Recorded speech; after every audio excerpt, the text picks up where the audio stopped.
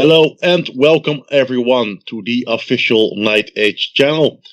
Tonight I'm joined by two ACS members and we're going to talk about their favorite lists for their army for the upcoming World Team Championship in Germany. So guys, please introduce yourself.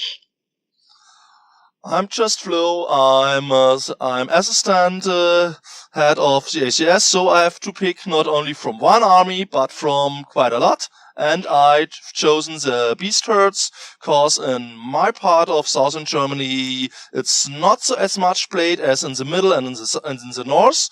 And I found quite an interesting list, but more after Noir has presented him. Yeah, hi, I'm Noir. I'm the Dread Elves ACS, and picked up a list as well, and I'm looking forward to it. Right, cool to hear. I'll introduce myself as well. I'm Blonde Bear, usually from the Orange Road, but this show, like I said, is on the official channel because this is a major event that's coming up in Germany. We have more than 330 players, which I think is the biggest event we've had ever. Might be even one of the biggest wargaming events ever. So yeah, let's get the hype going. Usually I do a massive attempt at trying to cover each list, but yeah, that's kind of impossible with so many players. So that's why I have plans to have every army ACS member, so their army community member, talk about their favorite lists, and we'll just have a nice discussion about the army's trends in general for the event. So let's start with the Beastherds. Let's go in the alphabetical order. Flo, take it away. Okay, I've chosen Michael Kolakowski from the Hardcore Riders list. I've chosen it because it's so unusual. Normally, if you hear Beastherds, you say, okay, it's one unit of Minotaurs, 2 Gortarch, and something to beat you in close combat. This list is so totally different. It is built to shoot you off the table. Yeah, it's a Beastherd gun line. It's the one and only Beastherd gun line in the tourney. It fields 3 Cyclops. It fields 4 units of Mongrel Raiders to shoot. It fields 2 units of Whitehorn Herds with throwing weapons. It fields a shooting Centaur Chieftain. And if you come too close, it still has 2 units of 6 Minotaurs to beat you up.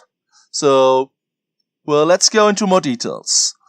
So the general has the Ludism and the Crown of Horn and the Binding Scroll to make sure the opponent's magic doesn't do his job, but his unit stays alive, and if there's a close combat, that's the Primal Instinct works. Then the second shaman, the Soothsayer with Shamanism, has the Seed of the Dark Forest to make sure that he has bony on casting his spells. The Centaur Chieftain with Hawkthorn Curse is like a walking bolt thrower.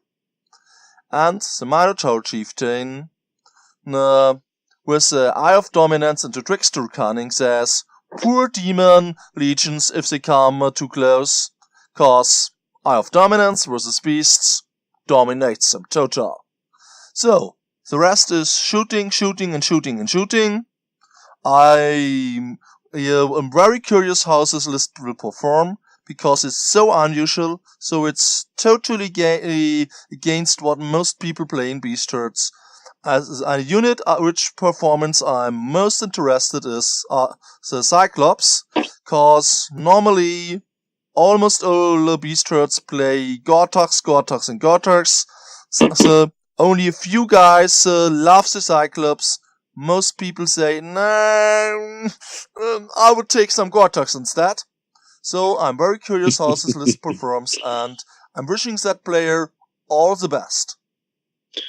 Yeah, he still has the double blocks of Minotaurs, of course, to help out in the end. Yeah, I think I agree with you. It's a very interesting list. I believe it's something like damned if you come too close and damned if you stay too far away. Oh yeah, I agree. I think this guy is also one of our ADT members, if I recognize the name. I'm not sure. I would have to check. Yeah, that doesn't matter. Every player is just a player besides staff member. But I think I recognize the name. I think he's a really nice guy as well on the table. But yeah, I like the list. Lots of characters, but they're all quite cheap except for the chieftain. Yeah, it's a cool list. And yeah, like I said, besides the shooting, having the double blocks of Minotaurs is quite nice. So I also had a look as a non-ACS member at the lists for the Beastherds. Let me look up the one which I really liked. I'm always scrolling because I was looking at the other list. Yeah, I really like... Oh, no, I misplaced it again.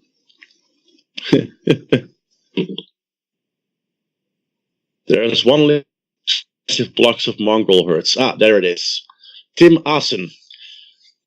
He's bringing a Beast Lord on a Razor Tusk Chariot with the basic setup, Death Cheater, Eye of Dominance. He also has another BSB, or Beast Chieftain as BSB on another chariot, a Soothsayer on a chariot. Then he has two massive blocks of 45 Mongol herds with the banner of the Wild Horde and spears. I mean, 45 guys with a spear and with the banner that can go up to strength 4 with armor piercing, etc.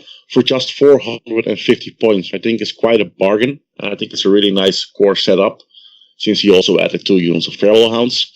And he also has 3 Beast Giants with the Bear Barrel, which I think is just really cool list. And I think it will look awesome on the table. So that list is going to be to Havoc elite units and units which rely on armor. So I think it may bring many head ages during the pairing processes to the opponents. Yeah, I would not like to play against this list. For example, I'm playing a somewhat elite Highborn Elf army. Those 2 blocks of 45 Mongol herds scare the shit out of me. So yeah, really, really cool list. All right, we had the Beastherds, 2 lists we really liked, but then we also have Noir representing our Dread Elf brothers. So let's see what list he picked.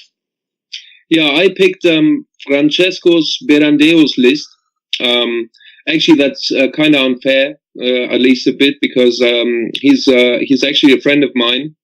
But I really like the list. I mean, I wasn't really in contact with him about the list or so. Just had a couple of games against him and or with him.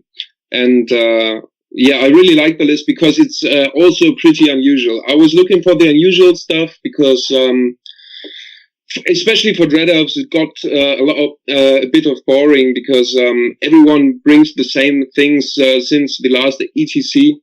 It's always Altar, BSB.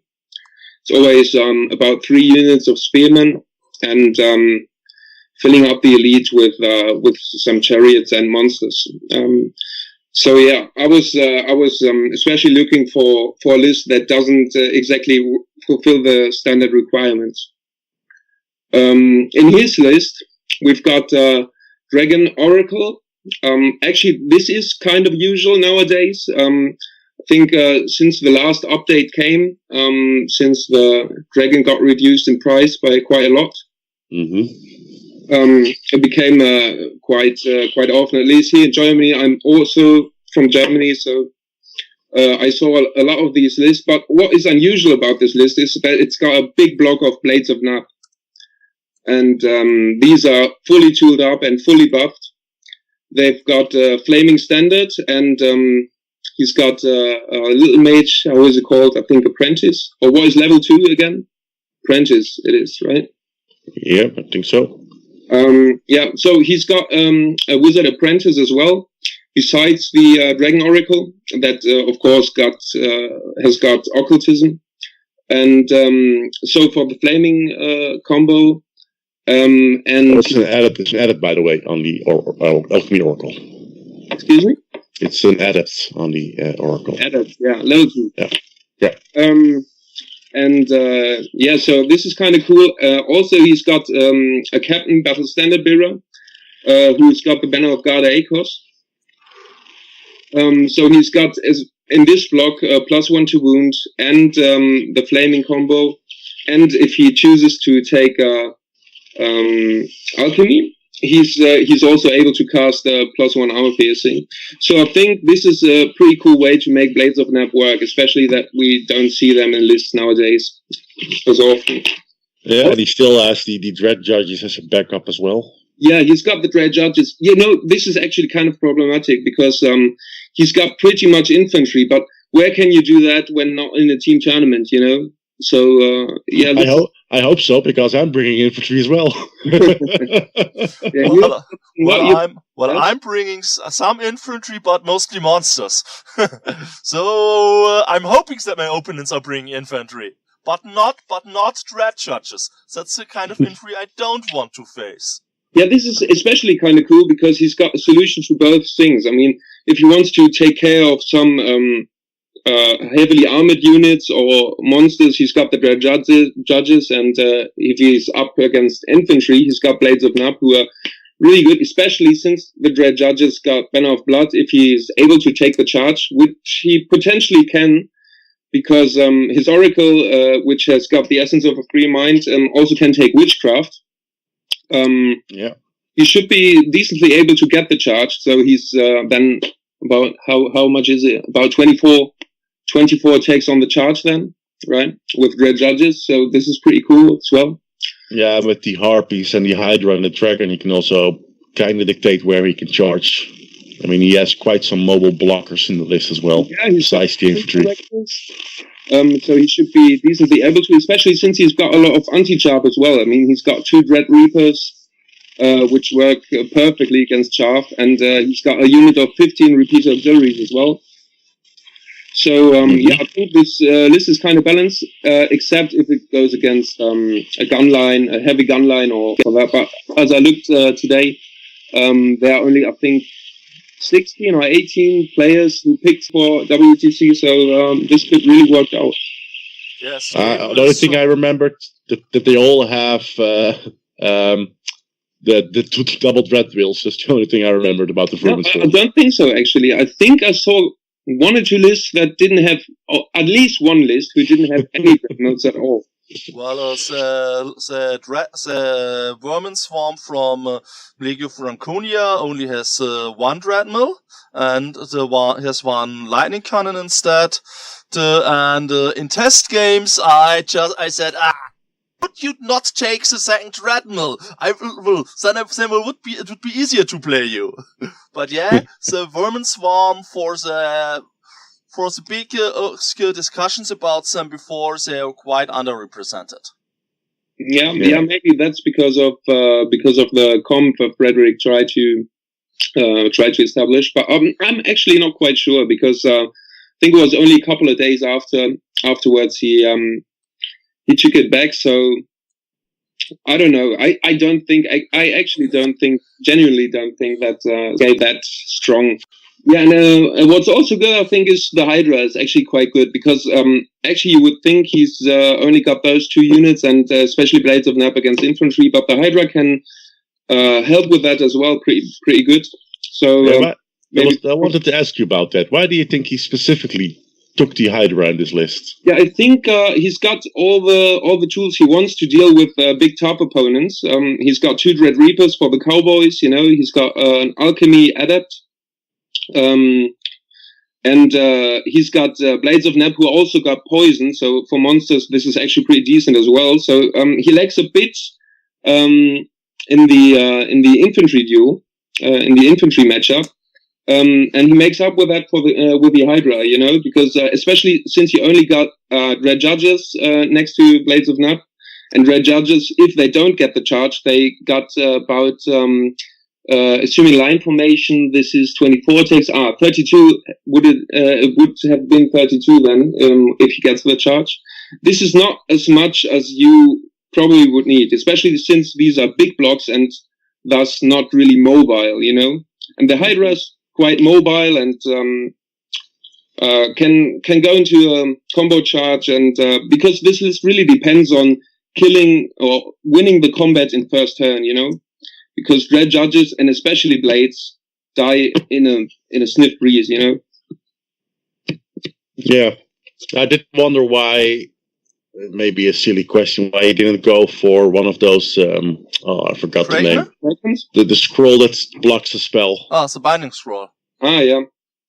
Because those Blades of Nob are quite sensitive for certain spells. Yeah, that's true. It's really. But on the other hand, he has spent like how many points in characters? Almost half? No, not half, but more. I think he's quite maxed out on characters. Actually, he's got 1,000 point Oracle, another 300 point Oracle, and Captain who's worth 355. So he should have like, let's say 100 or 150 points left, and so no place for another character. Yeah, well, he could have dropped Obsidian Rock maybe, but I also quite like that on the dragon. So yeah, actually, this is my standard setup as well for the Oracle Dragon. So I was pleased to see that there. All right. I also looked at a list for the Dread Elves, and I went for Team Knights of Ebane, and I went for, I'm gonna butcher this name, Gilles Langendries. I hope I pronounced it correctly. He also has an Oracle, but he went for an Oracle on foot, Cosmology as his main path with a Wandering Familiar. So he's quite cheap for a Wizard Master. Then he took the Cult Priest of Yama on a Divine Altar of Yama, with, Heroes Heart, Bad Weapons, Battle Standard Bearer. A couple of units of Dread Legionnaires, like filling out your core, some Dark Raiders, 3 units. But what I liked that he went for double blocks of Dancers of Yama. So he has 2 times 28. One of them has the Banner of Blood tacked on as well. A unit of Harpies, 5 Dark Acolytes of Yama with a champion, so another little caster, and 2 Dread Reapers. Now, I think the previous list you picked out is maybe a little bit better with the Dragon. But I just like the idea of having those double blocks of Dancers of Yama. Yeah, this is also quite decent because they've got a 4-up save, Aegis save in melee, in combat. Yeah. So he's far more durable. Also, he's got more scoring. I think this is always a problem for Dread Elves, that they are pretty low on scoring, and most scoring units die quite fast. Mm-hmm. And thus are not able to score anymore. This list has got a totally different approach. This is more of a grindy list where you've got the possibility to endure in combat for turns. Yeah, and he has not quite Red Elfy. Yeah, but he can use the Dark Riders to take out enemy war machines, which I think will be the main issue for this list. I mean, stone throwers would probably be a disaster. Yeah. I think you can still use the altar to boost save against shooting, right? Or that? No, that's gone. It's not only against shooting, but it's only a 6-up ward. So yeah, it's still something. Yeah, something. If you got 700 points in a unit with Resilience 3 and no save against shooting, it's quite nice. Yeah, what bugs me about this list is maybe that he's got Banner of Blood on the Dancers of Yama, because I don't know, it doesn't really do that lot, because Dancers of Yama are not that strong in combat, So, I mean, if you most of the times he will have to be in turn 2 or 3 maybe, even in combat, if he tries to get a unit, or a big unit at least. So I'm not really sure if the Banner of Blood is that necessary. Yeah, but he still has the Cosmology Wizard, so there are a couple of strength buff spells in there, or one at least. Yeah. Debuff. I don't know the Yama champion spells from memory. I think it has the racial spell. It's got, oh my gosh, how is it called?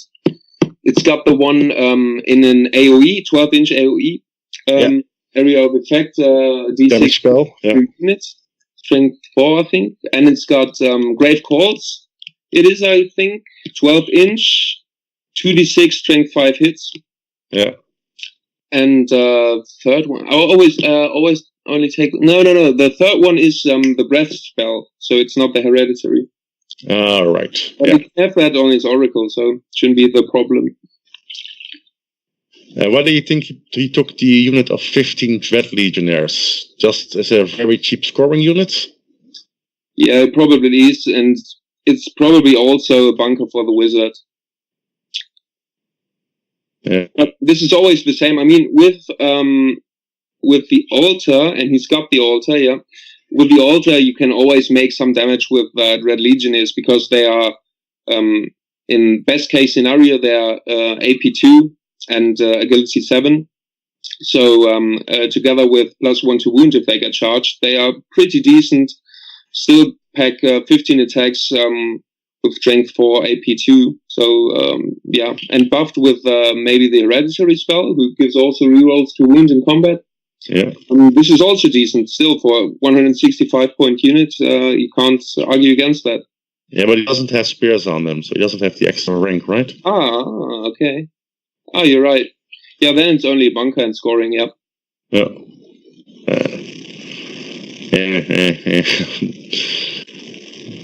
Probably a crossbowman unit is more expensive, right? Excuse me?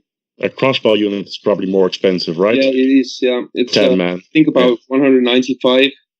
For 10, yeah. Yeah, And, it's just, and they don't do anything most of the times, you know, especially if you've got a long range and then maybe a unit is intervening and you've got hard cover, soft cover, plus moves. I do think not having the spears is nice, but because it comes stuck with shields, right? So he at least has a parry save now. Mm-hmm, yeah, he does. But with War Skill 4, this is most of the time not really necessary, you know. Yeah, good point. Good point.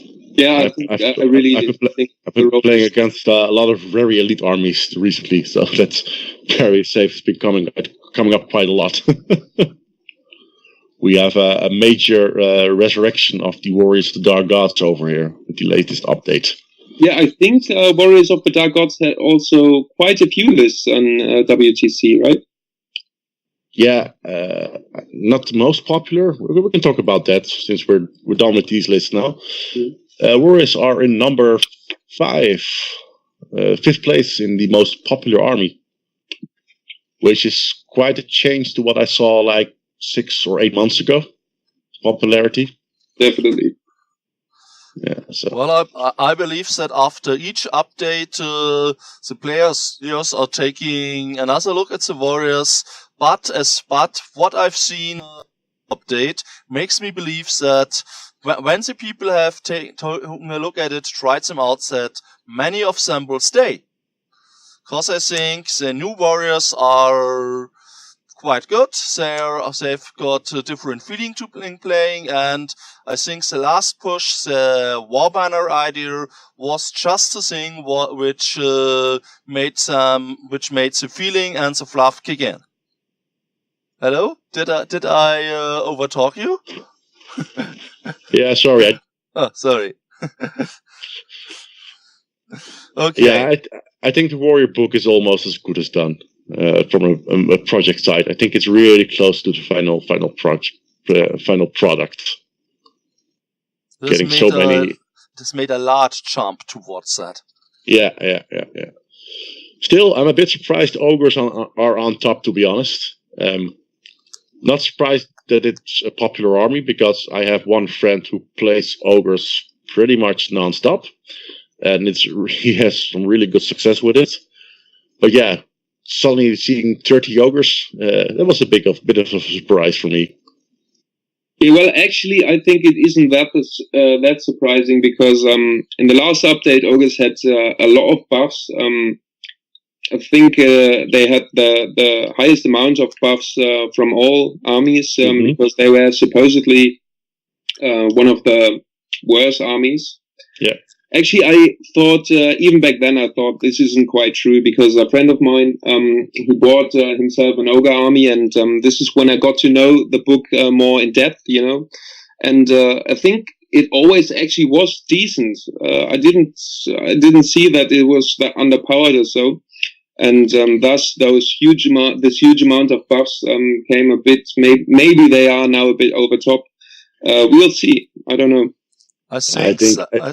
Sorry, you first. I think just having the high amount of wounds and a semi-decent resilience combined with the rest of the book is it makes him pretty stable. Like I said, the friend of mine that's playing, Menno, I'll give you a shout out. Here you go. I think he's only lost one game big in like 2 months or something, 3 months of playing.